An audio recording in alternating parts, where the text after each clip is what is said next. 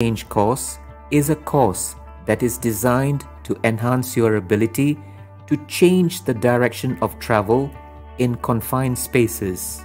The objective of this lesson is to enhance your skills in synchronizing low-speed control, steering wheel control, and good judgment of car turning radius while reversing. This video will demonstrate how to pass through the directional change course with the aid of the various sighting points by applying low-speed control while reversing. As you approach the course, consult rear view mirror. Signal intention, reduce speed, and change gears if necessary. When turning left into the course, position the car parallel to and about 1 meter away from the left curb, or by sighting a quarter from the front left of the bonnet meets with the left curb. Drive forward slowly. When the left front door lock is in line with the left curb, check the left blind spot and full lock steering wheel to the left and turn into the course.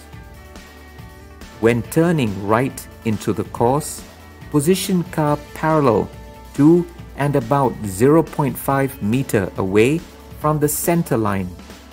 Drive forward slowly till the tip of the bonnet is in line with the right curb. Ensure there is no oncoming traffic and check the right blind spot before turning into the course according to the curvature of the turn. When the car is inside the course and almost parallel to the left curb, return the steering wheel to straighten the front wheels. Drive forward slowly to the front curb. Stop the car near to the front curb. Check your surroundings and the rear to ensure that it is safe to reverse. Signal intention to the right and reverse the car slowly towards the lot. As you reverse, constantly check to ensure safety.